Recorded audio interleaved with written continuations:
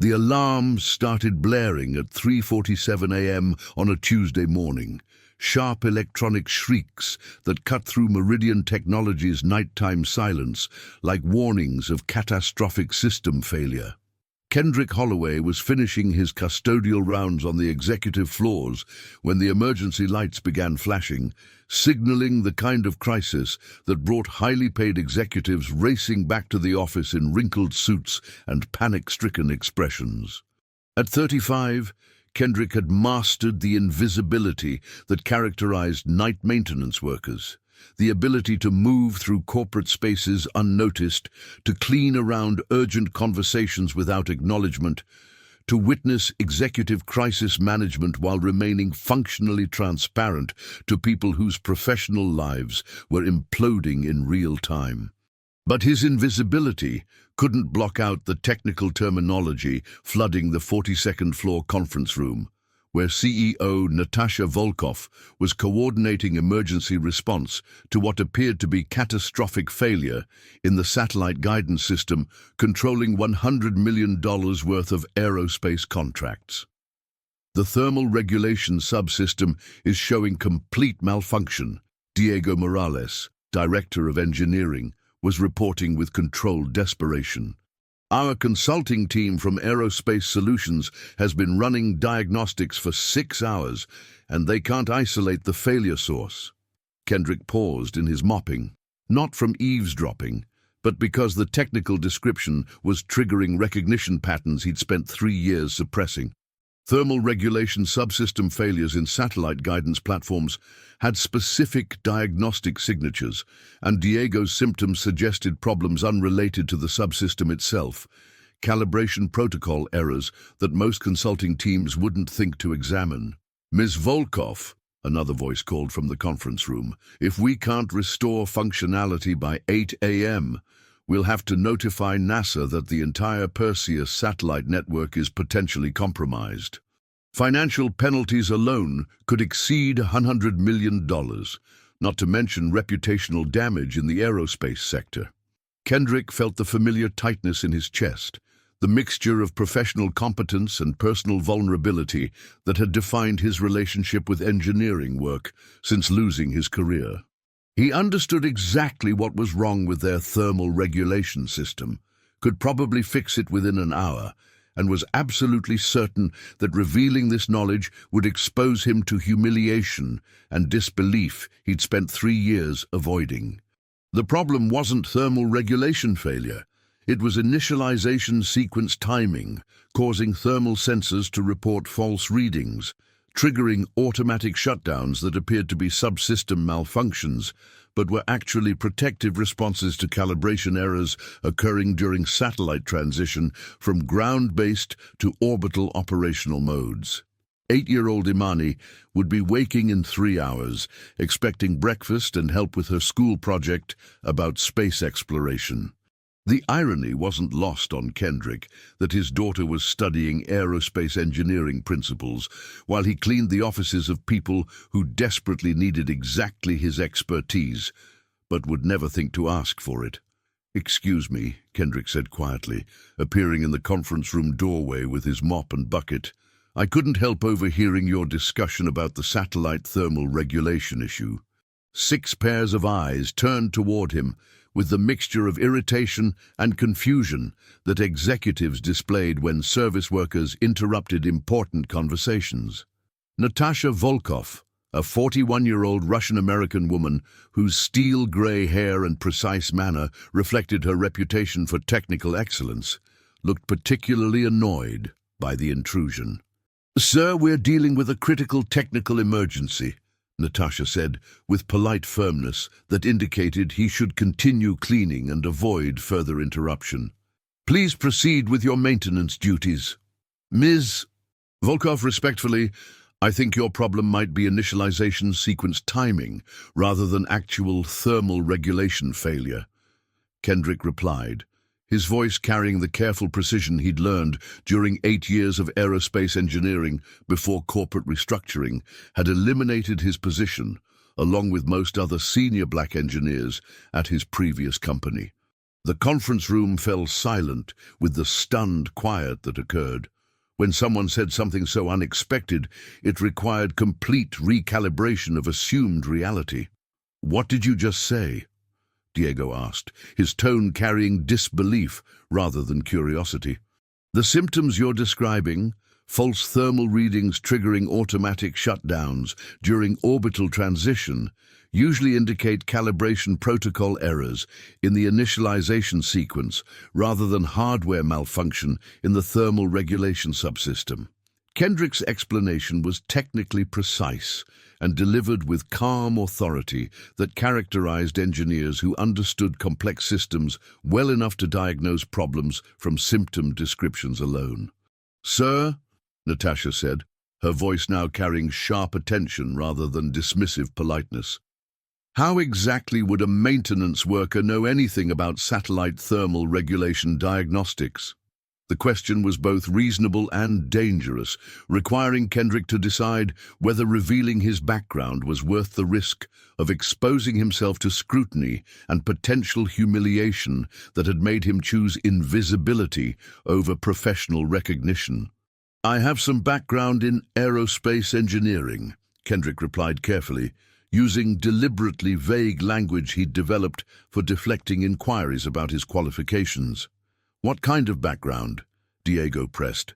Skepticism obvious, but mixed with desperate hope that someone, anyone, might have insights that could save their contracts and reputation. "I have a master's degree in aerospace engineering from MIT, with specialization in satellite systems and orbital mechanics. I worked 8 years at Northrop Grumman before I needed to find different employment." The confession was both liberating and terrifying, representing the first time in 3 years that Kendrick had acknowledged his professional credentials to anyone outside his immediate family. The executives exchanged glances, reflecting their struggle to process information that contradicted every assumption they'd made about the man they'd barely noticed cleaning their offices for months. "Mr. Natasha began, realizing she didn't know the name of the person offering to solve their $100 million crisis. "Holloway, Kendrick Holloway." "Mr. Holloway, if you understand satellite thermal regulation systems, could you review our diagnostic data and confirm whether your theory about initialization timing is accurate?" The request was both professional opportunity and personal risk, a chance to use suppressed skills while exposing himself to possibilities that his analysis could be wrong, that he could be publicly humiliated, or that solving their problem would lead to questions about his employment situation he wasn't prepared to answer. "Yes, ma'am, I could review your data and provide preliminary assessment, but I'd need to see the actual initialization logs and calibration protocols to confirm the diagnosis." Within 15 minutes, Kendrick sat at the conference table reviewing technical documents he hadn't seen since his previous career, while 6 highly paid executives watched a janitor demonstrate expertise their expensive consultants had failed to provide. The diagnostic pattern was exactly what he'd suspected. Initialization sequence timing errors causing thermal sensors to report false readings during critical transition from ground-based calibration to orbital operational mode, triggering automatic shutdowns that appeared to be thermal regulation failures but were actually protective responses to calibration discrepancies. "Here," Kendrick said, pointing to specific lines in the diagnostic logs, "you can see the thermal sensors are reporting readings consistent with proper functionality, but the initialization timing is causing the system to interpret normal operational parameters as error conditions." "How do we fix it?" Natasha asked, her voice carrying focused intensity that characterized executives who had found unexpected solutions to catastrophic problems. "Adjust the initialization sequence delay by 0.3 seconds to allow thermal sensors to stabilize before transitioning to orbital operational mode. Then recalibrate the acceptable parameter ranges to account for thermal variance during orbital insertion." The solution was both elegant and simple, requiring software modifications implementable within hours rather than hardware replacements taking weeks and costing millions. As Diego began coordinating implementation of Kendrick's recommendations with their technical team, Natasha studied the man who had potentially saved her company from financial disaster and reputational catastrophe.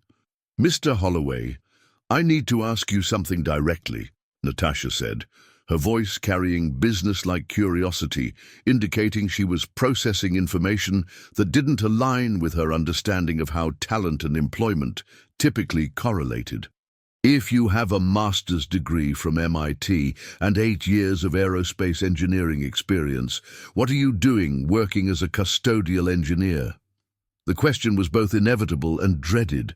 The inquiry Kendrick had been avoiding since accepting employment that paid enough to support Imani, while allowing him to work hours, accommodating single parenthood, but requiring him to hide his professional qualifications to avoid exactly this kind of attention.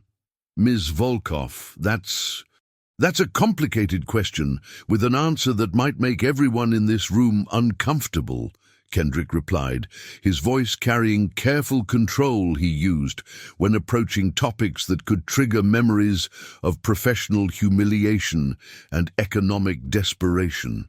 "Mr. Holloway, you may have just saved our company $100 million and preserved contracts employing thousands of people. I think I can handle whatever complexity you're worried about sharing." As Kendrick prepared to explain how a highly qualified aerospace engineer had ended up pushing a mop through corporate offices while his expertise remained invisible to people who desperately needed his knowledge, he realized that solving their technical crisis had created a personal crisis, forcing him to confront discrimination and economic vulnerability that had shaped the last 3 years of his life. The solution he'd provided in 30 seconds would generate headlines about the janitor who saved a $100 million contract.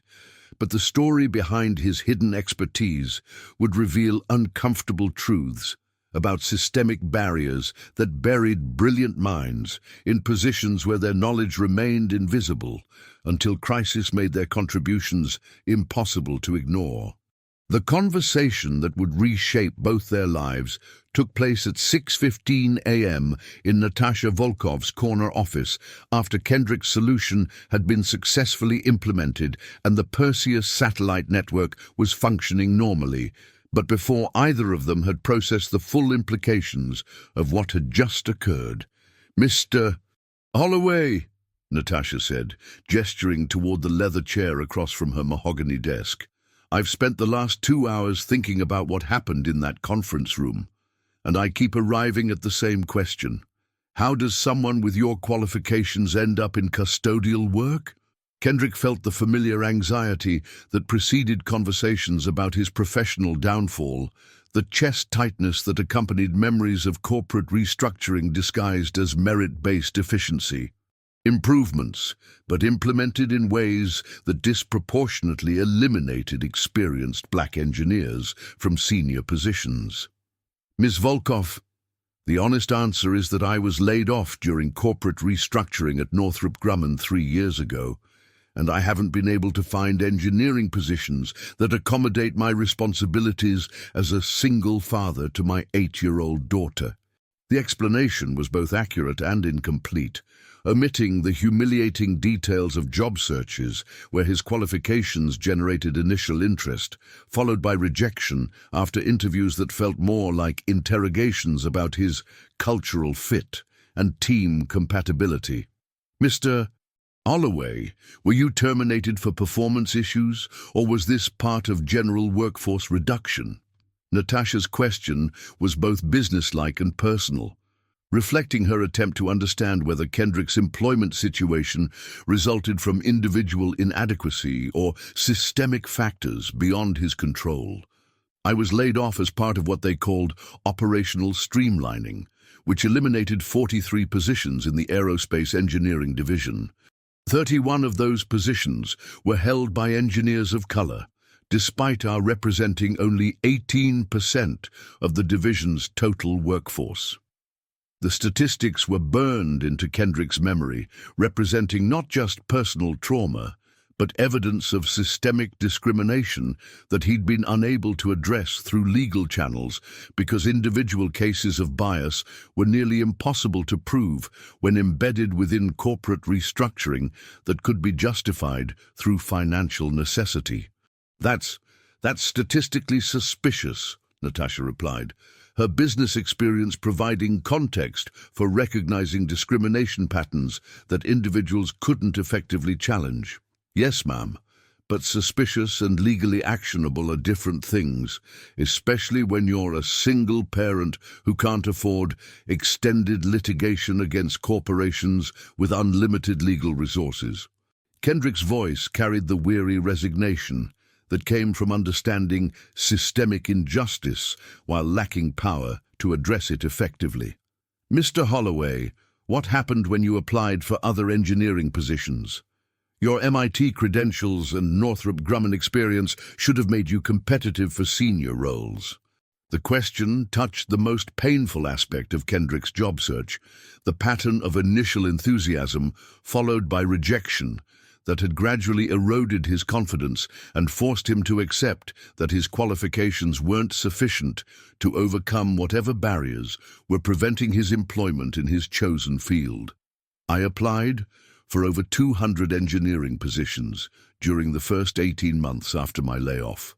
I received callbacks for maybe 30 interviews, made it to final round consideration for 6 positions, and received 2 offers, both for junior roles paying less than half my previous salary and requiring relocation that would have separated me from Imani's support network. The numbers were both comprehensive and devastating, representing systematic exclusion disguised as individual failure to meet unspecified standards that seemed to change depending on the candidate's demographics. What kind of feedback did you receive from the positions that didn't result in offers? Usually, variations on, we decided to go with a candidate who was a better cultural fit, or someone whose experience more closely matched our specific requirements. Never anything specific enough to address or improve. Natasha processed this information with the strategic thinking she brought to business challenges, recognizing patterns that suggested discrimination rather than merit-based selection. Mr. Holloway, I want to ask you something directly, and I need you to answer honestly even if the truth is uncomfortable. Kendrick nodded, though his chest was tightening with anxiety about whatever question was coming. Do you believe that racial bias played a role in your difficulty finding engineering employment? The question was both inevitable and dangerous, requiring Kendrick to explicitly acknowledge discrimination while risking being dismissed as someone who blamed external factors for personal failures. Ms. Volkov, I believe that unconscious bias, structural barriers, and network effects created cumulative disadvantages that made my job search significantly more difficult than it would have been for candidates with identical qualifications but different demographics. The response was both diplomatic and honest, acknowledging systemic barriers without claiming victimhood or making accusations that could be dismissed as unfounded complaints. Kendrick, may I call you Kendrick? I want to share something with you. I built Meridian Technologies specifically to be a meritocratic environment where talent would be recognized regardless of background or demographics. But watching you demonstrate expertise that our highly paid consultants couldn't provide, while working in a position that makes your qualifications invisible, has forced me to question whether our hiring and promotion practices actually achieve the meritocracy I thought we'd created. The admission was both vulnerable and significant, representing acknowledgement that good intentions didn't automatically produce equitable outcomes. Ms. Volkov, respectfully, most corporate leaders believe their organizations are meritocratic, but merit gets evaluated through subjective criteria that often favor people who look and sound like the people making hiring decisions. What do you mean? I mean that when you evaluate cultural fit or communication style or leadership potential, You're often unconsciously comparing candidates to successful people you've known, who are disproportionately likely to share certain demographic characteristics with the people doing the evaluating. Kendrick's explanation was both educational and challenging, requiring Natasha to consider that her confidence in her organization's fairness might be based on incomplete information about how bias operated in practice. Kendrick, I want to offer you a consulting arrangement to review our current crisis and make recommendations for preventing similar failures in our other satellite systems. Would you be interested in that kind of temporary engagement? The offer was both generous and complicated, providing Kendrick with opportunities to use his expertise while potentially exposing him to workplace dynamics that had contributed to his previous professional trauma. Ms. Volkov, I appreciate the offer, but I need to consider how consulting work would affect my current employment and childcare responsibilities. Imani depends on the stability of my custodial schedule, and I can't risk our financial security for temporary opportunities that might not lead to sustainable employment. What if I could structure the consulting arrangement to accommodate your current schedule and provide compensation that would make the temporary nature less of a financial risk? The proposal was both practical and respectful, acknowledging Kendrick's constraints while offering solutions rather than expecting him to sacrifice stability for opportunity. Ms. Volkov, I'd be willing to consider consulting arrangements, but I want to be clear about my limitations and expectations. I can't commit to work that interferes with my parenting responsibilities, and I need explicit understanding that my consulting relationship won't affect my custodial employment if the arrangement doesn't work out. Absolutely. And Kendrick, I want you to know that this conversation has made me realize that Meridian Technologies needs to examine our hiring and promotion practices more critically. Would you be willing to provide insights about barriers that might be preventing us from identifying and utilizing talent effectively? As they negotiated terms for consulting work that could allow Kendrick to return to meaningful engineering while maintaining the stability that single parenthood required, both understood that they were addressing not just technical problems, but systemic barriers that affected far more than their individual circumstances. Some moral choices require confronting uncomfortable truths about systems we benefit from, and sometimes the most ethical response to discovering injustice is accepting responsibility for change rather than maintaining comfortable ignorance about problems we have power to address. The question now was whether Natasha's recognition of systemic barriers would translate into meaningful changes that could benefit not just Kendrick, but other talented professionals whose expertise remained invisible due to discrimination disguised as merit-based selection. 2 weeks after accepting Natasha's consulting arrangement, Kendrick found himself experiencing the psychological whiplash that came from code switching between his morning identity as a respected aerospace engineer and his evening identity as an invisible custodial worker, a daily transformation that was both professionally fulfilling and emotionally exhausting in ways he hadn't anticipated. "Dad, you look happy but tired," 8-year-old Imani observed from across their small kitchen table, where she was working on math homework while monitoring her father's emotional state with the intuitive precision that children develop when they become primary emotional support systems for single parents navigating career transitions.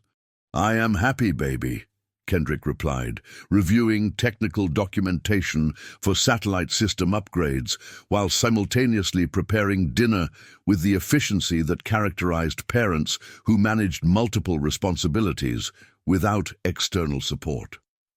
"But switching between different types of work is harder than I expected." The consulting arrangement with Meridian Technologies had provided Kendrick with intellectual stimulation and professional validation he'd been missing for 3 years, but it had also created psychological strain from constantly adjusting his professional persona depending on whether he was consulting with executives or cleaning their offices. "Dad, are the people at your day job different from the people at your night job?" Imani's question was both innocent and perceptive, recognizing that her father interacted with the same individuals in completely different contexts that required different aspects of his identity. "They're the same people, but they treat me differently during the day when they know about my engineering background than they do at night when they only see me as a custodian," Kendrick explained, using the honest communication style he'd developed for discussing complex social dynamics with his daughter. At Meridian Technologies, the contrast was stark and sometimes uncomfortable. During morning consulting sessions, executives sought his technical opinions, included him in strategic planning discussions, and treated him as a valued expert whose insights could prevent costly mistakes. During evening custodial shifts, many of the same executives barely acknowledged his presence, speaking around him as if he were furniture while discussing confidential business matters they would never share with someone they considered a peer. "Ms. Volkov," Kendrick said during their weekly project review meeting, "I need to address something that's affecting my ability to work effectively in both of my roles here." Natasha looked up from the technical reports they'd been reviewing, her expression showing the focused attention that characterized executives processing unexpected professional feedback. "What kind of concerns are you having?" "I'm experiencing cognitive dissonance from being treated as a respected expert during consulting hours and as an invisible service worker during custodial hours, often by the same people. It's creating psychological strain that I need to address before it affects the quality of my work in either capacity." The feedback was both professional and personal, requiring Kendrick to acknowledge emotional vulnerabilities while maintaining his credibility as a technical consultant. "Kendrick, I hadn't considered how the dual role arrangement might create uncomfortable dynamics for you. Can you help me understand what would make the situation more manageable?" "Ms. Volkov, I think the challenge is that some of your executives have difficulty reconciling the fact that the person they rely on for technical expertise is the same person they've been ignoring while he empties their trash cans for months. It creates awkwardness that affects professional interactions in both contexts." Natasha processed this information with the strategic thinking she brought to organizational challenges, recognizing that Kendrick's dual role was highlighting systemic problems about how value and respect were distributed based on job titles rather than individual competence. What would help address these dynamics? "Honestly, I think I need to choose one role or the other. The psychological cost of switching between visible expert and invisible service worker is becoming unsustainable, especially when the same people treat me completely differently depending on which capacity I'm working in." The admission was both vulnerable and strategic, acknowledging personal limitations while forcing Natasha to confront organizational culture issues that affected more than just Kendrick's individual experience. Meanwhile, Imani was experiencing her own adjustments to her father's professional transformation. For 3 years, she'd attended school as the daughter of a custodian, accepting classmates' occasional condescension about her father's work, while privately knowing about his educational background and technical expertise. "Dad," Imani said during one of their evening walks through their Brooklyn neighborhood, "kids at school are asking why you're still working as a janitor if you're smart enough to be an engineer." The question revealed that Imani's classmates had learned about Kendrick's consulting work and were processing information that challenged their assumptions about the relationship between intelligence and employment status. "What do you tell them?" Kendrick asked, recognizing that his career transition was affecting his daughter's social dynamics in ways he hadn't anticipated. I tell them that smart people sometimes have to take whatever jobs they can get to pay for food and housing, and that being a janitor doesn't make someone less intelligent than being an engineer. Imani's response was both mature and protective, demonstrating emotional intelligence that had developed through years of navigating social situations where her father's work was undervalued by people who didn't understand the economic realities that determined employment options for many families.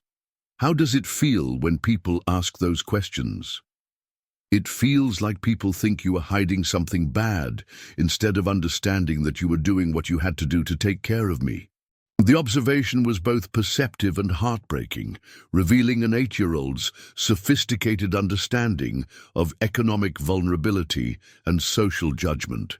3 weeks into the consulting arrangement, Kendrick's dual role created crisis when Diego Morales, the director of engineering, made disparaging comments about unqualified diversity hires during an executive meeting, apparently forgetting that the person he was criticizing was the same individual who had solved their $100 million crisis and was currently preventing similar failures across their satellite network. "Diego, I need to address something," Kendrick said after the meeting, when other executives had left and only he and Diego remained in the conference room. "Your comments about diversity hires were inappropriate and factually inaccurate." "Look, Kendrick, I respect your technical skills, but let's be honest about why you're here," Diego replied, his tone carrying the condescension that suggested he viewed Kendrick's consulting role as charity rather than merit-based employment. "Natasha's trying to improve our diversity metrics, and you happen to be available." "Diego, I'm here because I prevented your company from losing $100 million and have since identified potential failures in 3 other satellite systems that could have cost additional tens of millions. My presence has nothing to do with diversity initiatives and everything to do with technical competence." The confrontation was both necessary and risky, requiring Kendrick to defend his professional value while potentially damaging relationships that affected his ongoing employment. "Mr. Morales," Natasha said, appearing in the conference room doorway, "I heard your comments about diversity hiring, and I need to clarify something for you." Diego's face flushed with embarrassment as he realized his disparaging remarks had been overheard by the CEO. Kendrick wasn't hired for diversity reasons. He was hired because he demonstrated expertise that our existing team and external consultants couldn't provide. If you have concerns about the qualifications of anyone on our engineering team, I'd be happy to review their technical contributions relative to their compensation. The defense was both public validation and subtle threat, making clear that Kendrick's position was based on performance rather than demographics, while suggesting that Diego's own value to the organization was subject to similar scrutiny. As tensions escalated around Kendrick's dual role and the organizational culture changes that his presence was highlighting, Imani began experiencing anxiety about her father's psychological well-being and job security. "Dad, are you going to be okay if the engineering job doesn't work out?" Imani asked during one of their bedtime conversations, her voice carrying the worry that characterized children who had learned to monitor adult emotional states for signs of instability.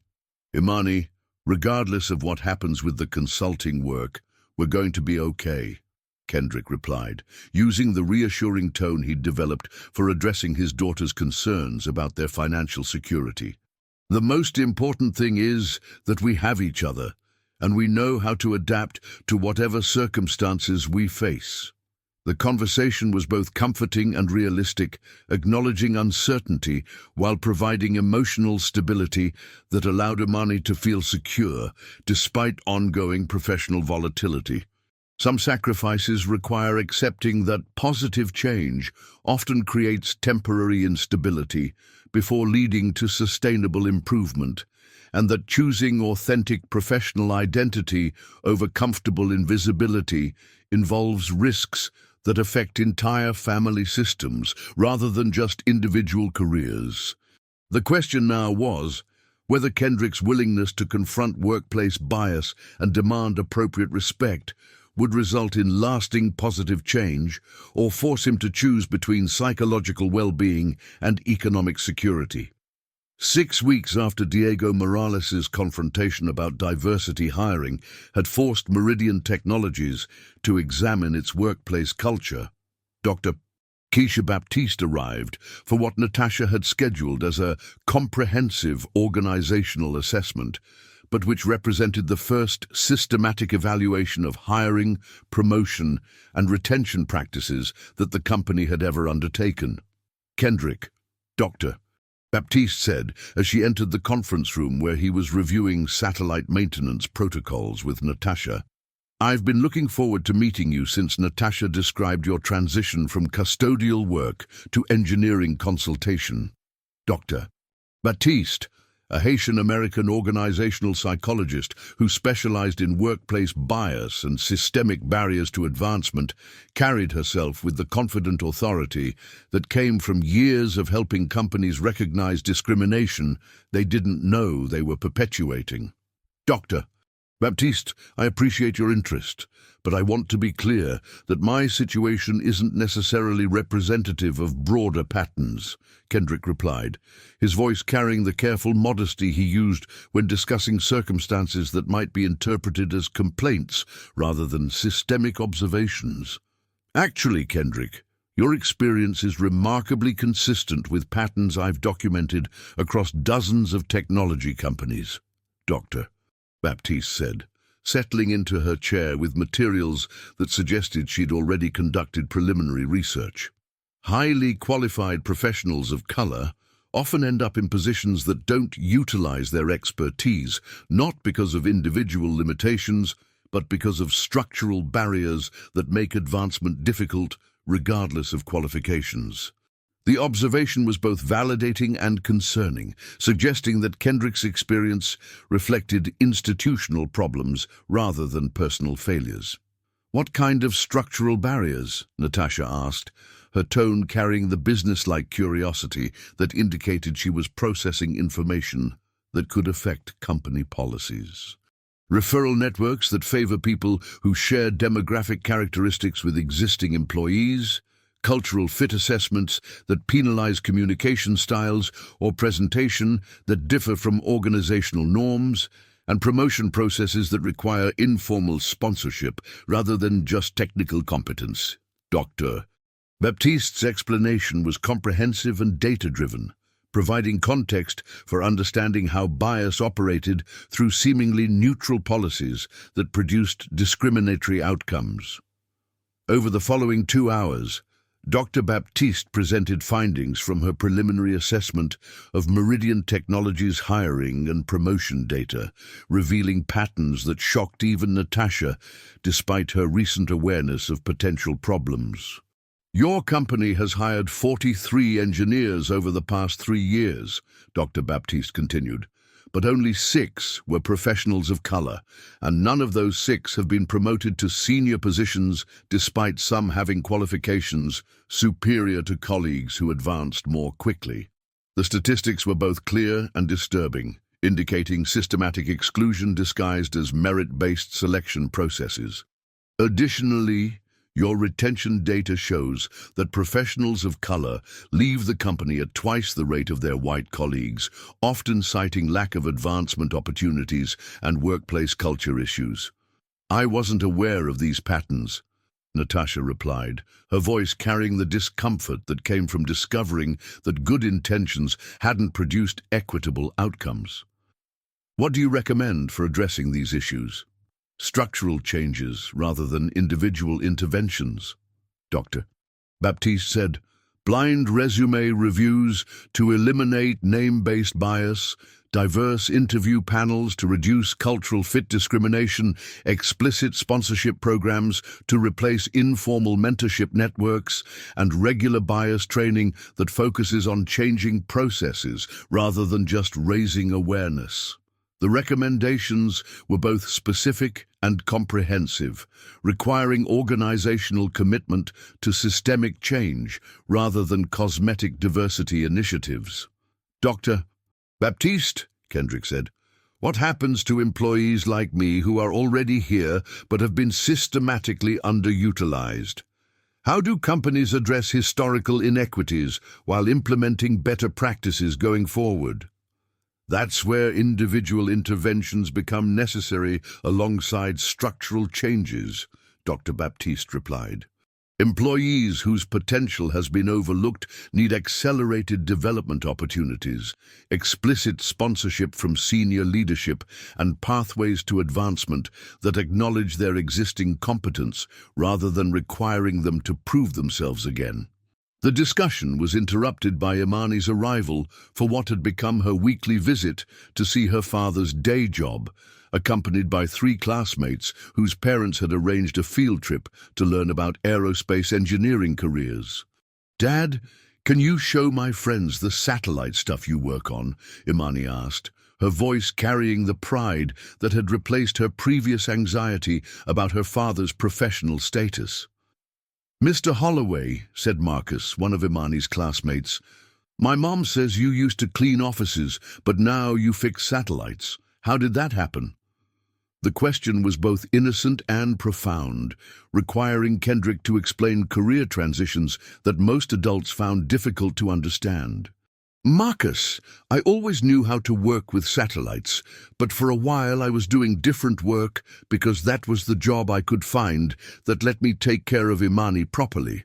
Sometimes adults have to take whatever employment is available while waiting for opportunities that match their skills." The explanation was both honest and age-appropriate, helping children understand economic realities without overwhelming them with details about discrimination and structural barriers. As the children observed technical demonstrations and asked questions about space exploration, Dr. Baptiste and Natasha continued their conversation about organizational transformation. "Natasha, implementing these changes will require acknowledging that Meridian Technologies hasn't been as meritocratic as you believed, and some of your current employees may resist changes that make advancement more equitable," Dr. Baptiste warned. "What kind of resistance should I expect?" Employees who have benefited from existing systems may view bias reduction as unfair advantage for underrepresented groups, rather than correction of historical inequities. You'll need to communicate clearly that improving fairness doesn't disadvantage qualified candidates. It ensures that all qualified candidates receive appropriate consideration. The conversation was both strategic and ethical, requiring Natasha to balance business objectives with moral imperatives in ways that could affect company culture and individual careers. Meanwhile, Kendrick was discovering that his visibility as an aerospace engineer was creating opportunities for mentoring other professionals whose expertise had been overlooked or underutilized. "Kendrick," said James Patterson, a black mechanical engineer who had been working in quality assurance despite having qualifications for senior design positions, "I heard about your transition from Dr. Baptiste, and I wanted to ask if you had advice for someone in a similar situation." "But James, what kind of situation are you facing?" "I have a master's degree in mechanical engineering from Georgia Tech and 8 years of experience, but I've been stuck in quality assurance roles that don't use my design capabilities. I've applied for internal promotions repeatedly, but I keep getting feedback about needing more leadership experience or better cultural fit." The description was devastatingly familiar, indicating that Kendrick's experience represented pattern rather than anomaly. "James, the most important thing I've learned is that individual excellence isn't always sufficient to overcome systemic barriers, but organizational awareness of those barriers can create opportunities for advancement that weren't previously available." As their conversation continued and other employees joined the discussion, it became clear that Kendrick's successful transition from custodial work to engineering consultation had revealed talent pipeline issues that affected multiple professionals whose expertise had been systematically underutilized. "Dr. Baptiste," Natasha said as their comprehensive assessment session concluded. "I want to implement your recommendations, but I also want to address the historical inequities you've identified. How do we create advancement opportunities for current employees who have been overlooked, while also improving our hiring processes? By acknowledging that talent identification has been flawed and creating accelerated pathways for internal advancement that don't require starting over at junior levels," Dr. Baptiste replied. "Some of your most valuable employees are probably already here. You just haven't recognized their potential because they haven't had access to visibility and sponsorship that advancement typically requires." Dot.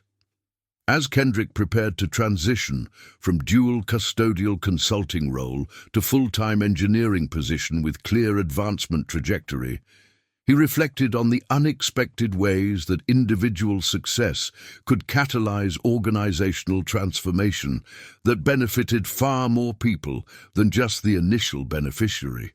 Some alliances require recognizing that individual advancement and systemic change are interconnected rather than competing priorities, and that the most sustainable solutions address structural problems rather than just helping exceptional individuals overcome barriers that continue to affect their peers.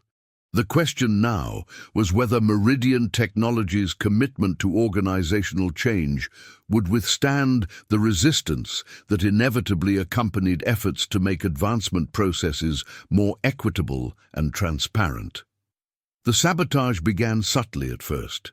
Technical documents mysteriously disappearing from Kendrick's workstation, meeting invitations that failed to reach his email, and project updates that somehow excluded his contributions despite his central role in developing the solutions.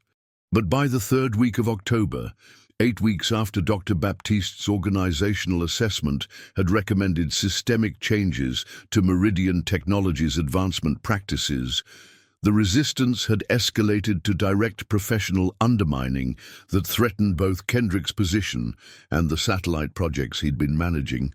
"Kendrick," Natasha said during their emergency meeting on a Tuesday morning, her voice carrying the controlled anger that characterized executives discovering internal sabotage.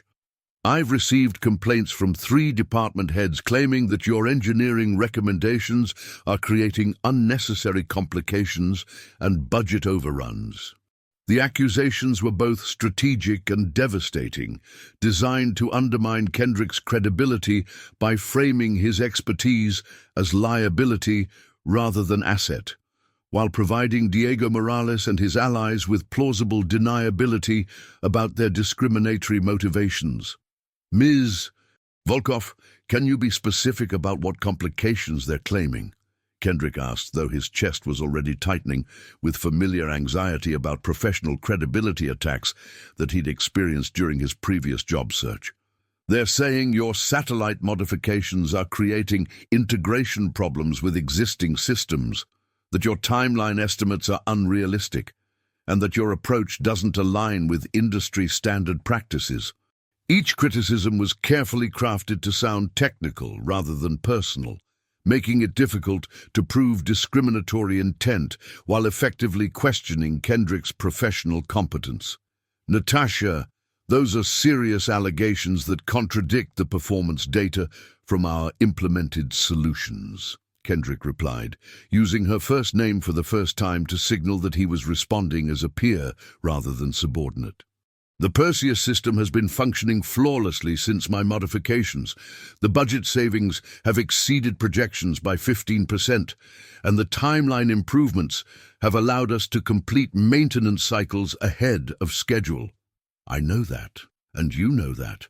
But Diego is claiming that your successes are masking underlying problems that will create long-term failures," Natasha replied, her tone indicating frustration with politically motivated challenges to technical facts.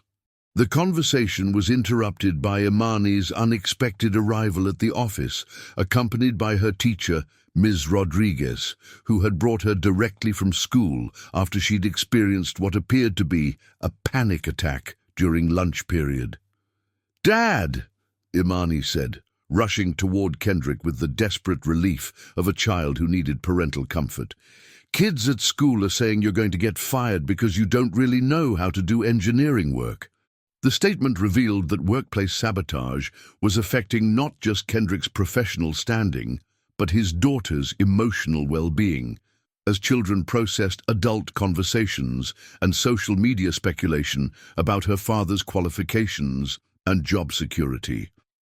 "Baby, where did you hear that?" Kendrick asked, kneeling to meet Imani at eye level while struggling to maintain composure despite his own anxiety about the professional attacks he was facing. "Marcus's dad works here, and he told Marcus's mum that some people think you only got the engineering job because you're black, not because you're smart enough to do the work." The explanation was both heartbreaking and illuminating, revealing how workplace discrimination affected entire family systems and demonstrating the ways that professional undermining created emotional trauma for children whose security depended on their parents' career stability. "Ms. Volkov, Ms. Rodriguez said, I brought Imani here because she was having difficulty breathing and seemed to be experiencing severe anxiety about her father's employment situation. I thought it was important for her to see that he's safe and still working." The teacher's intervention was both compassionate and strategic, recognizing that children's emotional well-being was directly connected to their parents' professional stability, and that school personnel sometimes needed to address family crises that originated in workplace environments.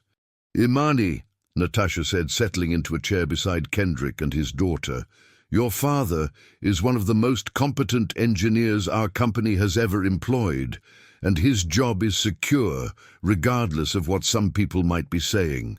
But why are people saying he doesn't know how to do engineering if he's really good at it?" Imani asked, with the directness that characterized children seeking honest explanations for adult behavior that didn't make logical sense. "Because sometimes when people feel threatened by someone else's competence, they try to undermine that person's reputation rather than improving their own performance," Natasha replied, using language that was both age-appropriate and accurate about workplace dynamics. The explanation was interrupted by Diego Morales' arrival for what he'd scheduled as a technical review meeting, but which was actually an attempt to publicly challenge Kendrick's engineering decisions in front of senior leadership. "Natasha, I need to discuss serious concerns about the satellite modification project," Diego said, apparently unaware that Kendrick's daughter was present for what was essentially a professional confrontation.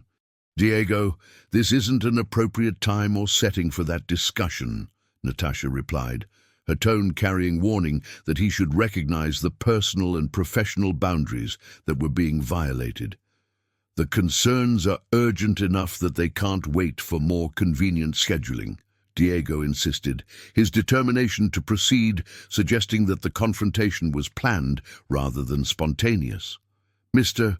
Morales," Kendrick said, standing to position himself between Diego and Imani, "if you have technical concerns about my work, I'm happy to address them through appropriate channels with proper documentation and data analysis." "Kendrick, I don't think you understand the seriousness of what I'm telling you," Diego replied, his tone carrying condescension that revealed his view of their relative professional status. "Your modifications may have created short-term improvements, but they're going to cause catastrophic failures that could cost the company hundreds of millions of dollars." The accusation was both dramatic and unsubstantiated, designed to create fear about consequences that couldn't be immediately disproven, while positioning Diego as the responsible professional, protecting the company from Kendrick's alleged incompetence. "Diego, what specific data supports your catastrophic failure prediction?" Kendrick asked, his voice carrying the calm precision that characterized engineers addressing technical claims with requests for evidence. "I don't need to provide you with proprietary analysis to express legitimate concerns about modifications that deviate from proven industry standards," Diego replied, using the circular logic that characterized arguments designed to avoid factual scrutiny. Actually, you do need to provide specific technical justification for claims about catastrophic failures, Natasha interjected, her voice carrying the authority that indicated she was ending the confrontation rather than allowing it to continue. And you need to do it through appropriate channels, rather than ambushing people during family crisis situations. Ooh. As Diego departed with obvious frustration about his inability to publicly undermine Kendrick's credibility, Imani looked up at her father with the expression she used when processing complex adult interactions that affected her sense of security. "Dad, is that man trying to get you in trouble because he doesn't like that you're smarter than he is?" Imani asked, with 8-year-old perception that cut through professional diplomatic language to identify core motivations. "Imani, Mr. Morales is struggling with changes that make him feel like his own position might be less secure, and sometimes people respond to those feelings by trying to make other people look bad instead of focusing on improving their own performance," Kendrick replied, using the honest communication style he'd developed for explaining complex social dynamics without overwhelming his daughter with inappropriate details. "But you're not trying to take his job, right? You're just trying to do your own job well?" "That's exactly right, baby. Sometimes doing good work makes other people worry that they need to work harder too, and some people respond to that worry by trying to stop others from succeeding rather than improving themselves." Ludain, as the immediate crisis subsided and arrangements were made for Imani to return to school with reassurance about her father's job security, Kendrick realized that the professional sabotage he was experiencing would require strategic response rather than just technical competence. "Natasha, I need to address this situation directly," Kendrick said after Imani and Ms. Rodriguez had departed. "Diego's undermining isn't just affecting my work, it's affecting my daughter's emotional well-being and creating a hostile work environment that could expose the company to legal liability. What kind of response are you thinking about? I want to request a formal technical review of all my engineering decisions with external oversight and complete documentation, so that any concerns about my competence can be addressed through objective analysis rather than political maneuvering." The proposal was both defensive and strategic, forcing critics to provide specific technical justification for their concerns while creating documentation that could support legal action if workplace harassment continued. Some confrontations require choosing between personal comfort and professional integrity, and sometimes protecting family well-being means directly challenging discrimination rather than tolerating it for the sake of avoiding conflict.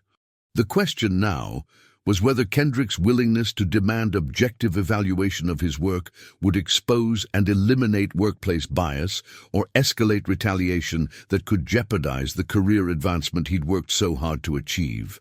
18 months after the technical review that had vindicated every one of Kendrick's engineering decisions and led to Diego Morales' quiet resignation, Director of Innovation Kendrick Holloway stood in the same 42nd floor conference room where he'd first revealed his expertise while holding a mop, now presenting Meridian Technologies' revolutionary satellite maintenance protocols to a joint NASA private industry consortium. "The predictive failure analysis system we've developed," Kendrick explained to the audience of aerospace engineers and government officials, "reduces maintenance costs by 67% while extending satellite operational life by an average of 4 years, creating efficiency improvements that benefit both government and commercial space programs." At 10 years old, Imani sat in the back row with 3 other children whose parents were presenting at the consortium meeting, her expression showing the quiet pride that had replaced her previous anxiety about her father's professional stability and social recognition. "Mr. Holloway?" asked Dr. Sarah Kim from NASA's Satellite Systems Division How did Meridian Technologies develop expertise in predictive maintenance that seems to exceed capabilities at organizations with larger research budgets and longer operational histories? The question was both compliment and inquiry, reflecting genuine curiosity about technical innovations that had emerged from a company not previously known for groundbreaking aerospace engineering research. Dr. Kim, innovation often comes from bringing diverse perspectives and experiences to established problems, Kendrick replied, his response acknowledging the unconventional path that had led to his current position while avoiding details about workplace discrimination that had initially prevented recognition of his capabilities. What we've learned is that technical excellence can emerge from unexpected places when organizations create systems for identifying and utilizing all available talent rather than relying exclusively on traditional recruiting and promotion pathways. Natasha, now wearing the slightly relaxed demeanor that characterized executives whose diversity and inclusion initiatives had produced measurable business results, observed this exchange with satisfaction that combined professional success with personal growth. Over the past 18 months, Meridian Technologies had implemented comprehensive bias reduction measures that had resulted in 43% increase in hiring of underrepresented engineers, 37% improvement in retention rates across all demographic groups, and technical innovations that had generated over $200 million in new contract awards. Kendrick, Natasha said during the networking reception that followed his presentation, I wanted you to know that the board of directors specifically mentioned your work as instrumental in our company's reputation transformation from regional aerospace contractor to industry innovator. The recognition was both professional validation and personal vindication, representing acknowledgement that Kendrick's technical contributions had created value that extended far beyond individual career advancement. Natasha, what I've learned is that my success here wasn't just about individual opportunity, it was about organizational willingness to examine and change systems that were preventing talent recognition, Kendrick replied, his voice carrying the wisdom that had developed through navigating both discrimination and institutional transformation. You've also helped us understand that diversity isn't just about fairness, it's about accessing intellectual resources that we were systematically overlooking. Meanwhile, Dr. Keisha Baptiste was conducting her 18-month follow-up assessment of Meridian Technologies' culture change initiatives, documenting improvements that had exceeded her initial projections for both quantitative outcomes and qualitative workplace satisfaction. Kendrick, Dr. Baptiste said during their consultation meeting, your visibility as someone who advanced from custodial work to senior engineering position has created mentoring opportunities and advocacy relationships that are benefiting dozens of other employees whose potential was being underutilized. Indeed, the observation reflected systemic changes that extended beyond individual success stories to organizational transformation that had created advancement pathways for multiple professionals whose expertise had been previously invisible or undervalued. Dr. Baptiste, what I've discovered is that individual advancement and systemic change are interconnected rather than separate goals, Kendrick said. My success created opportunities for other people, partly because it demonstrated that organizational assumptions about talent identification were flawed. James Patterson, the mechanical engineer who had been stuck in quality assurance despite superior qualifications, was now leading design teams for satellite component development, his career progression representing one of multiple advancement success stories that had emerged from Meridian Technologies' revised promotion practices. Kendrick, I wanted to thank you for the mentoring and advocacy that made my transition to design leadership possible, James said during their monthly career development meeting. But I also wanted to discuss how we can create similar opportunities for other engineers who are still stuck in positions that don't utilize their capabilities. The conversation reflected institutionalization of mentoring and sponsorship that had replaced the informal networking systems that had previously limited advancement opportunities for professionals without traditional social connections. As their professional discussion continued, Imani was participating in Meridian Technologies' new STEM education program, which brought children of employees into the workplace for hands-on learning experiences that demystified aerospace engineering while exposing them to career possibilities they might not otherwise consider. "Dad," Imani said as they prepared to leave the office after her participation in the youth engineering workshop, "I think I want to study space stuff in college so I can help design satellites that explore other planets."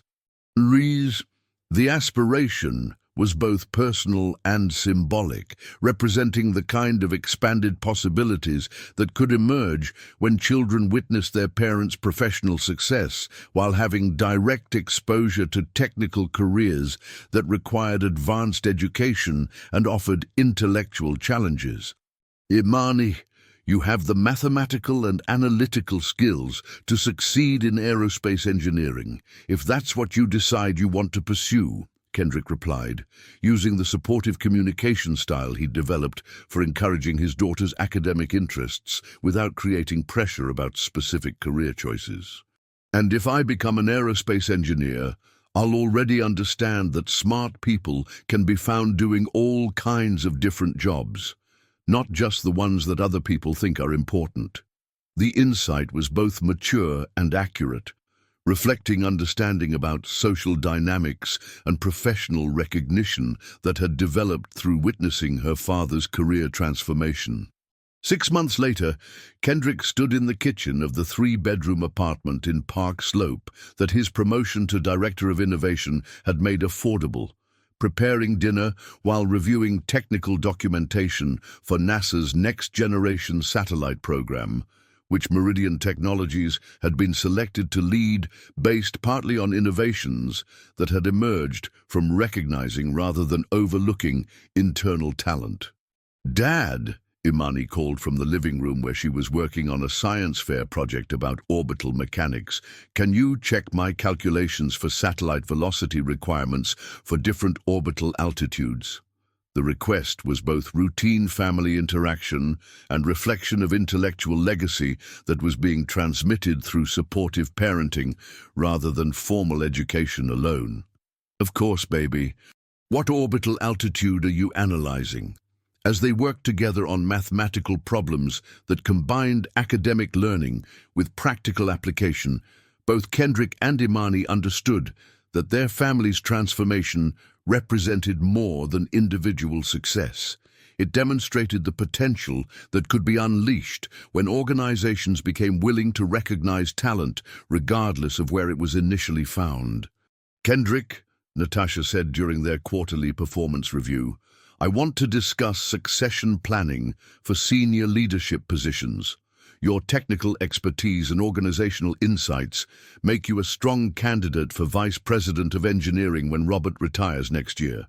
The advancement opportunity was both remarkable progression and logical outcome of demonstrated competence that had been consistently recognized and rewarded once organizational barriers to talent identification had been addressed.